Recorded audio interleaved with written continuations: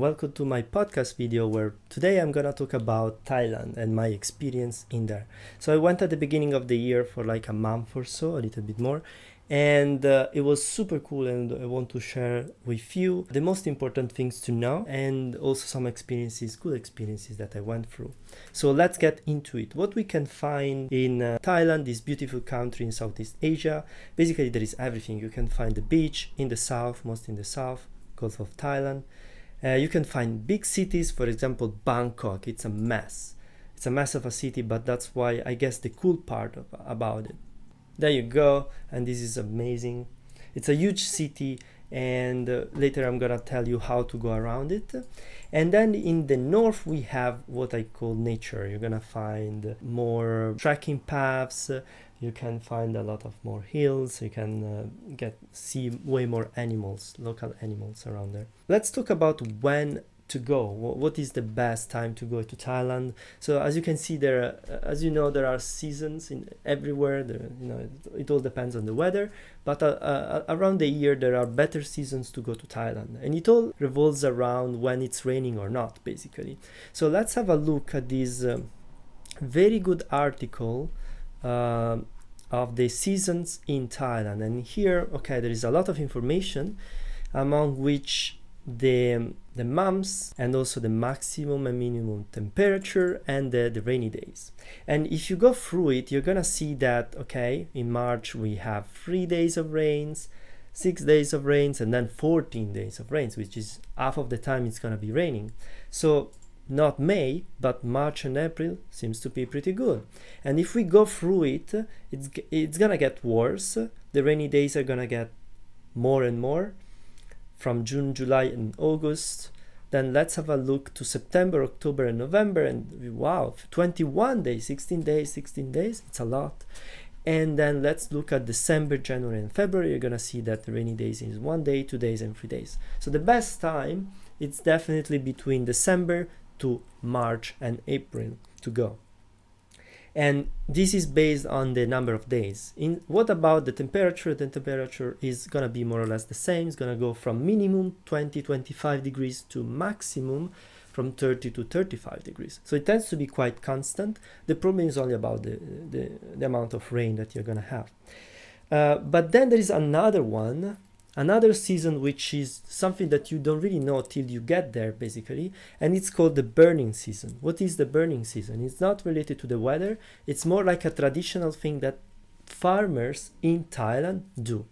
So basically farmers, which they tend to be in the north of Thailand, so here around this area, definitely not on the beach.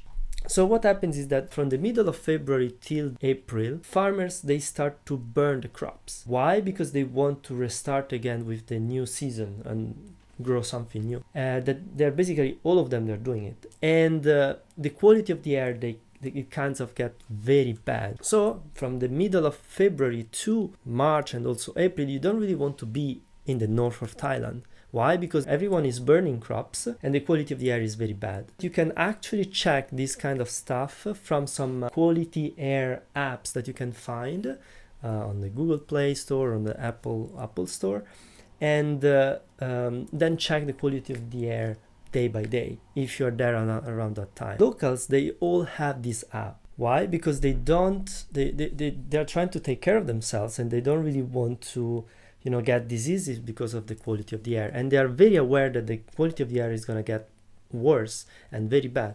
So at some point, depending on what the app is saying, the quality of the air is indicated on the app, they're going to put masks on. And so actually putting masks in there in particular has always been a thing. It's not that COVID changed much for them. So this is when you want to go, and you have now an indication that you might want to go from December, January, and maybe beginning of February.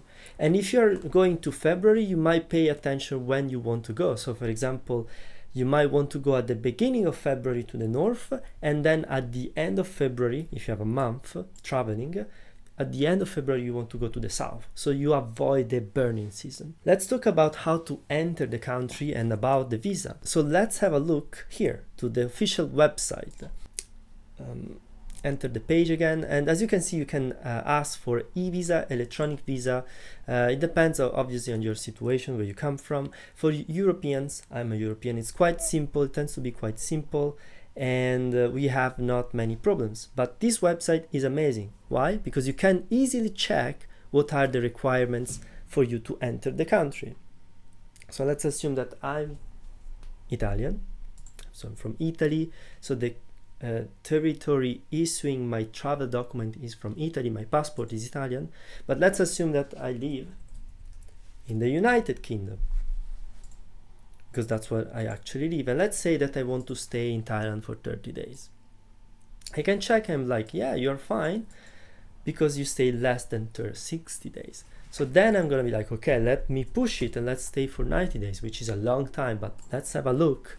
And here it says, oh my God, you have to pay attention and you might want to have a proper visa. Meaning you actually have to apply for a visa. And here there are different visas that you may even think of. Tourist visa, transit visa, and everything. So there are many people that might think, you know what, I really love Thailand and I want to go and live there. Problem is, and that's cool fact, or a fact, is that it's extremely difficult for a foreigner to get Thai citizenship. So in fact, there are people that have been going up and out, inside and outside the country for like years, and they still have to do it. Why? Because it's basically impossible to get local citizenship without getting married. Let's talk about accommodation. It tends to be quite cheap. So we go from 5 to 20 euros for hostels, and if you pay more, please go to hotel, and you might find very good last minute deals on booking.com. So I totally suggest that. And here let's have a look at some of them. We have 15, we can have 9, we have 6. So I just looked for Bangkok from 14 to the 16th of August, and Bangkok tends to be quite expensive. So if you go to Chiang Mai, you're gonna see lower prices. Now there is one of them which I really want to look into, which is the Mad Monkey one, Mad Monkey Bangkok. So it's not a, this is just one hostel, but the Mad Monkey is a particular chain that you can find a lot in Thailand. It's a party hostel, but it's kind of cool because you can find anything that you can ever think of. So even if you're a normal person, like maybe you're in your 30 and you don't want to party, you can still find amazing air conditioning, very cool common area. You're gonna have a lot of kids around their 20s trying to have fun all the time. So maybe you don't want to participate in those activities, but you can definitely find something else to do and visit the city and still make use of the facilities, which are very good, of the Mad Monkey. Okay, so this is just one of the main chains. I find it quite nice one in the end. Otherwise, check on booking.com if you want to go to hotels, and you're gonna find something around 20 euros, and it's gonna be a room only for yourself. And if you pay more than that, okay, it's fine, but no more than 30 definitely. You're just crazy at that point. So let's talk about food now. Super cool, very traditional dishes. The most traditional one is probably the pad thai. What is it? It's basically these noodles with chicken or shrimp or beef, and then some soya beans around, some vegetables, and that's it. Then you can add the lime if you want, or have these nuts on top of it. And it's gonna be no more than $1, pound, dollar, euro, between 1 and 2. You're gonna find it on every market, night market. It's very good, I suggest it. The only place where I wouldn't suggest to have a pad thai would be on a street where there are a lot of people. For example, once I was in this big festival, Songkran, and there were so many people around, walking around and shooting water around. And we had a pad thai in one of these shop on the street. Yeah, the food didn't taste great. It was weird. The taste was very funny. That's the only time that I wouldn't suggest it. Otherwise, amazing. Another one, it would be the tom yum soup. Unique soup that you can find over there, and it is based on shrimps and mushrooms, which is very weird combination. and then there is ginger. So that's why I don't really like it that much, but it's very typical. You can find it everywhere. Also here limes. Also you can find everywhere the pad thai. But then there is this one, the cow soy. Cow soy, amazing. I loved it. Could find it in the north of Thailand. What is it? It's basically these dried noodles in this very thick spicy soup of some sort. And here you can see it. You can always obviously have some lime, and usually you have it with something, a main one, which is like a chicken. It's great. I love it. It's like you have the crunchiness of the noodles with some weird sauce, which is a bit spicy and it's very good. And then there is the meat, which makes it a great dish. So these are 3 foods that I suggest, and you can find it basically in main regions. So as I said, the cow soy usually tends to be in the north of Thailand. So for example, Chiang Mai is the best. Typical things to do in Thailand are the following. So check out the Muay Thai, any of the Muay Thai fights. I think it's a very typical thing over there. It's a cultural thing. You might not really like the fighting style because it can be quite brutal, but it's very interesting to see Thai people fighting in a match. So Thai people tends to be super fun. They smile all the time, amazing people. But then, as soon as they enter the ring, they become serious and they hit hard. And it's kind of a very weird, interesting thing about the culture. So it feels like that, you know, they have way to express the negative emotions or whatever in the fighting style that they have developed themselves. Cool things to do would be to also travel around and see big Buddhas. You're gonna be able to find a big Buddha basically everywhere. And for example, in Bangkok, let's look for Big Buddha Bangkok, and this is huge and you can easily get there. Yeah, let's have a look at it. And also this, for example, this temple, it's amazing. I totally suggest it. I loved it and it was a surprise. I just went there and that's it. And so many things to see.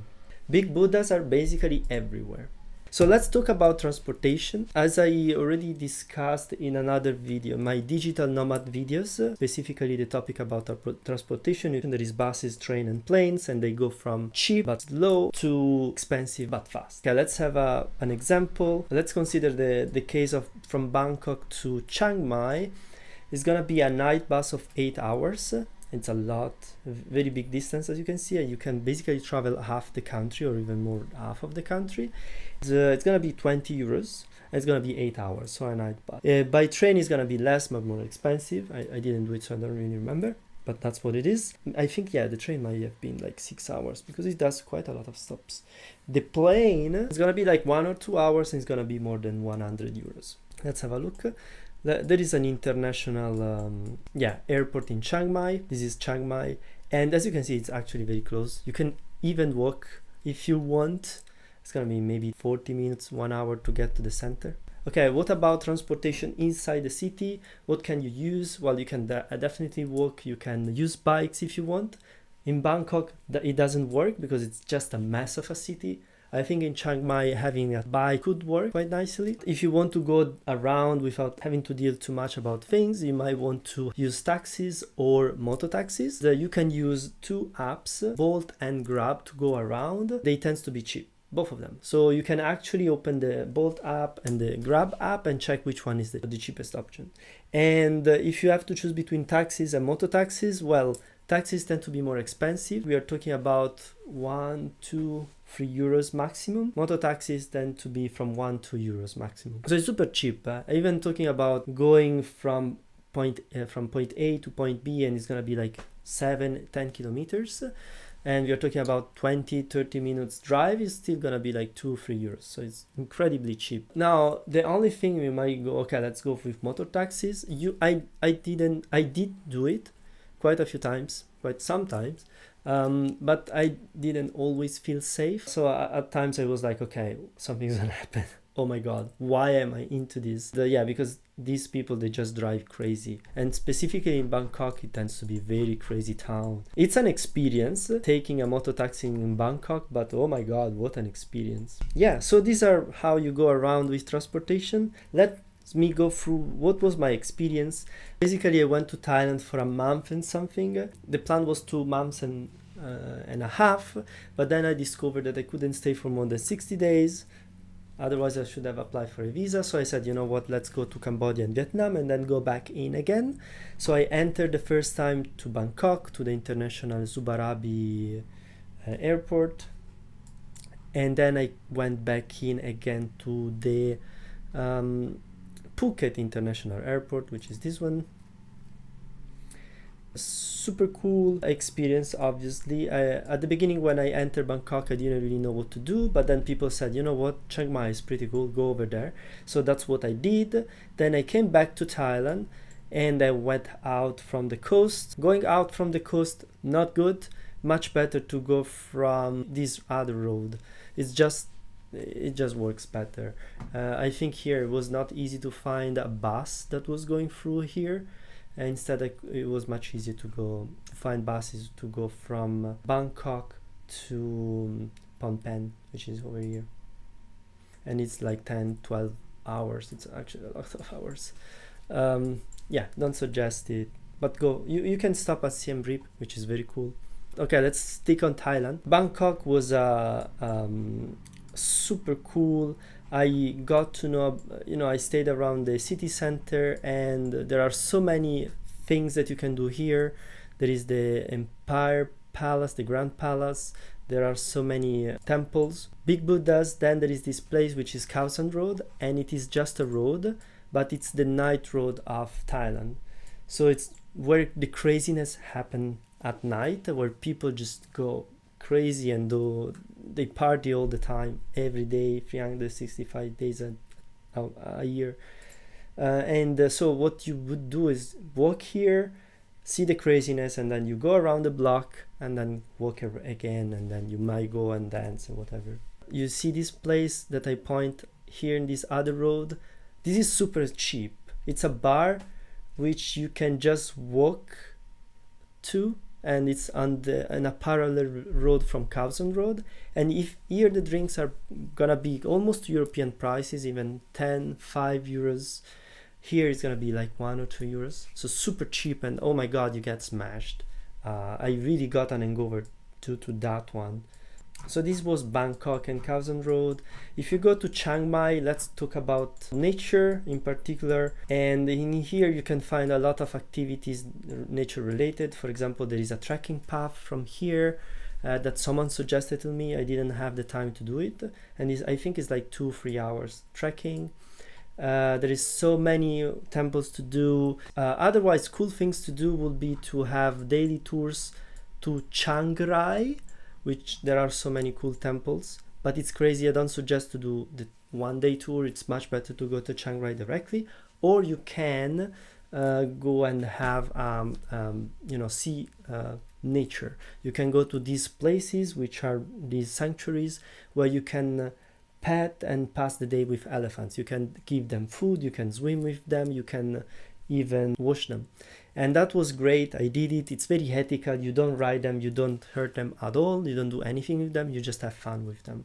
So this is the best place. There are places, or I guess companies, that offer you to do more stuff with elephants, but they tend to be, it's not nice to ride them. You don't want to ride those animals.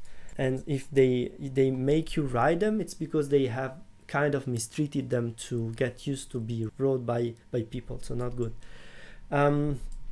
So let's talk about then the beach. So people suggested me to go to Koh Samui, very cool island. I'm sure of it, but unfortunately I didn't have the time. I went instead around this peninsula. Basically, I went inside Phuket. I visited a few beaches. Then I went to Phi Phi Islands, and then I also did this one because a lot of you are suggesting it. Super cool, all of it. The best part for me was to the Phi Phi Island. There are main beaches. The main beaches will be Patong Beach, which is this one.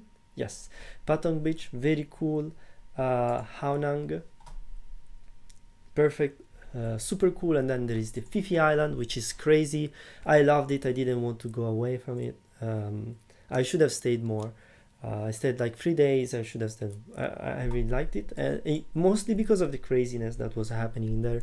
So basically, you could even do like a normal day tour, which was super cool. Swim in water where there was some shining stuff happening at night, which was some sort of algae. You could trek around the island. It's super small. Literally, when you go in the port, you see this town. Yeah, there are no real roads. There are no cars here. You walk around it, all around the island, because it's basically a huge city center place. All these small roads are like 1 or 2 meters wide, and you just walk around, and it's full of bars. So that's what is happening. Yeah, the reggae bar, amazing bar to go, because at night they have Muay Thai fights, and even locals fight, yes, but also tourists can fight, and you see people that just met, they're just looking for someone to fight with, and they fight in that time. The only thing is that to enter you need to pay and buy a drink, which can be alcoholic or non-alcoholic, whatever, but you have to pay for something, and then you sit there and you look at the ring. And then at night they also have some fire games like limbo, and I think here there was the freedom bar. But around this area, you basically have people that have a limbo with a limbo bar. They put fire on the bar and people can walk around it, or even you can jump on a fire wire if you want. Yeah, don't burn yourself. Please do not do that. Do it in a very safe manner. So the limbo bar is very high. You just walk down, like almost walking without having to go down, and you just did it, and it's kind of unique experience. And so this was Fifi Islands, and that's the end. Thanks so much for listening to me. I hope that all this information was interesting for you and you can use it for your travel in Thailand. I tried to go as fast as I could, but you know, there is so much information, and every time I think about this and I look at the map, I'm like, oh my god, I remember this, I did that. There is so much you can do. If you have any questions, just put them in the comments down below. If you like the video, just push like. And if you like the content of what I put, just subscribe to the channel. I would love that. And yeah, I would continue to do so if you support the channel. And thanks so much for listening to me, and hopefully see you soon. Bye from Manuel, and have a nice trip to Thailand if you go.